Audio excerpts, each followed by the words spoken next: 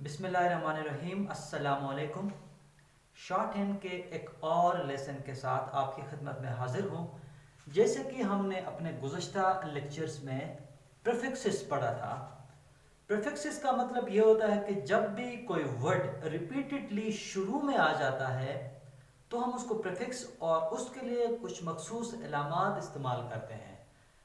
बिल्कुल इसी तरह ही जब भी कोई वर्ड या कोई आवाज रिपीटेडली एंड में आ जाती है तो उसको भी पूरा लिखने के बजाय हम एक मखसूस आवाज के लिए एक मखसूस इलामत का इस्तेमाल करते हैं।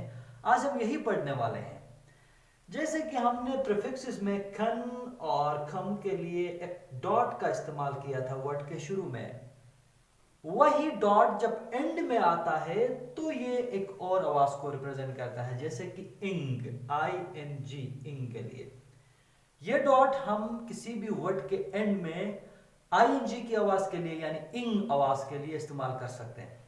इससे पहले के लेक्चर्स में आपने देखा होगा कि इससे पहले जब हमें इस डॉट का मालूम नहीं था या हमने नहीं पढ़ा था, उस वक्त इंग के लिए एक स्ट्रोक हम यूज करते थे, हैवी स्ट्रोक इंग, इसका इस्तेमाल करते थे। अब आप इसके जगह में एक डॉट का इस्तेमाल कर सकते हैं। जैसे कि यहाँ एग्जांपल से वाज़ेह है, जैसे रिक्वेस्टिंग है तो आप रिक्वेस्ट के एंड में डॉट लगाएंगे, ING बनाएंगे। मीटिंग है तो मिट के एंड में डॉट लगा के मीटिंग। इसी तरह डू है, यानी ये तमाम अल्फाज जो भी आप लफ्ज लिख रहे हैं उसके एंड में भी इस्तेमाल हो सकता है। जो ऑलरेडी एग्जिस्टिंग शॉर्ट फॉर्म्स है, जैसे हमने डू के एंड में ये स्ट्रोक लगा के इंग बनाया था, तो अब डू के एंड में ये डॉट लगा के, यानी किसी भी वर्ड के एंड में आप डॉट लगा के ING बना सकते हैं। डू से डूइंग है, मोर से मॉर्निंग है, हेयर से हेयरिंग है और कम से कमिंग है। यहां पे मैंने दो अल्फाज में डॉट के बजाय डैश लगाया है।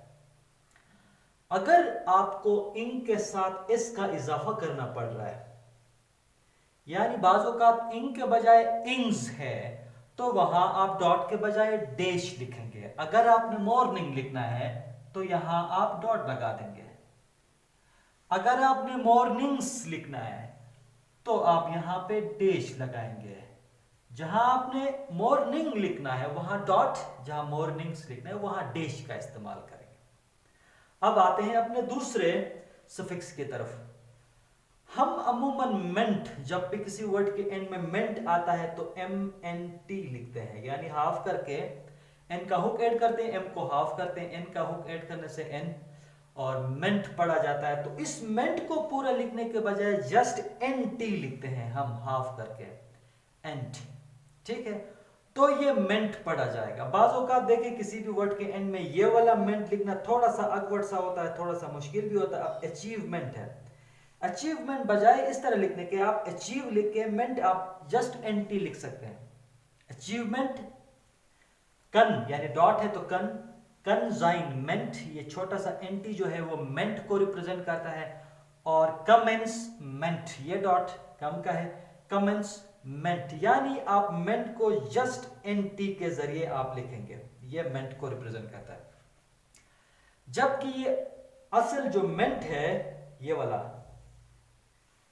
इसको वैसे तो ये मेंट है, इसको आप जब डिसजॉइन करते हैं तो ये तीन आवाजें देता है, मेंटल, मेंटली और मेंटेलिटी। यानी खाली मेंट लिखना होगा, आप इस NT को लिखेंगे, या आप किसी वर्ड के साथ, जैसे मैंने यहां पे एक्सपेरिमेंट लिखा है तो एक्सपेरिमेंट आप इस तरह लिख सकते हैं।